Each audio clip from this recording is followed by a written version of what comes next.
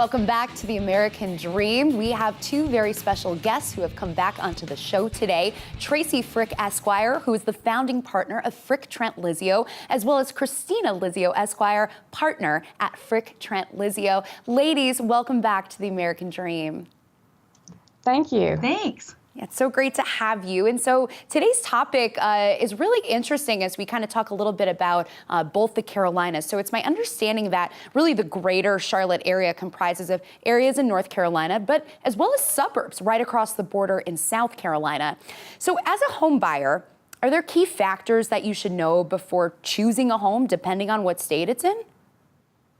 In North Carolina, for sure, because it takes one person to buy and two to sell. So if you are if you're married, you want to make sure that you if one of you is buying, that you understand that both of you will be on the deed automatically, which is very different from South Carolina.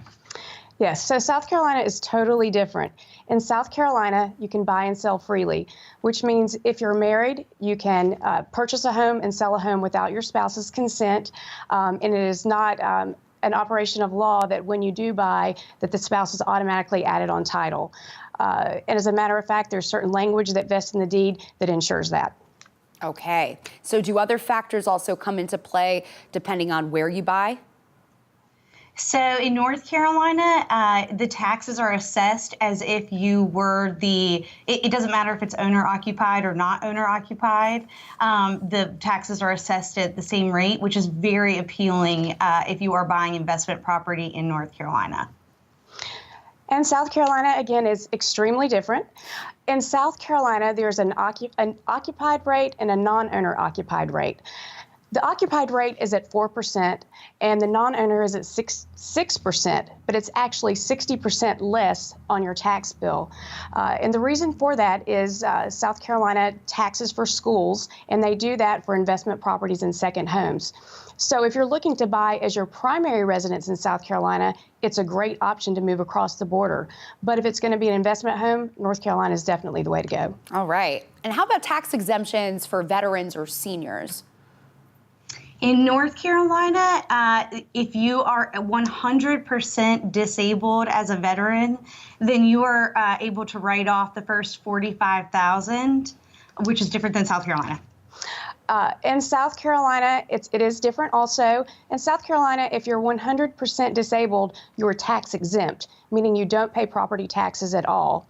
Also, if you're 65 and older and you've lived in the state for at least a year, you receive $50,000 off the assessed value of your property.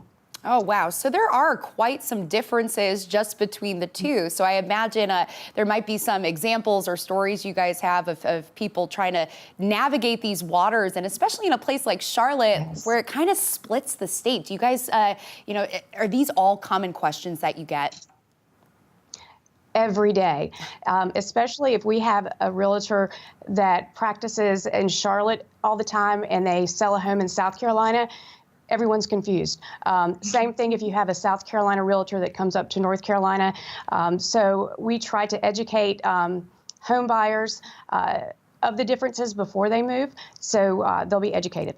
All right. Well, ladies, thank you so much for coming on, kind of giving us a little bit of that detailed description, clarifying some things. If you're out in the Carolinas and you need a little bit of education on this, you definitely have to find Tracy and Christina. Thank you both so much for coming on. Thank you so much. And you're watching The American Dream. We'll be back after this.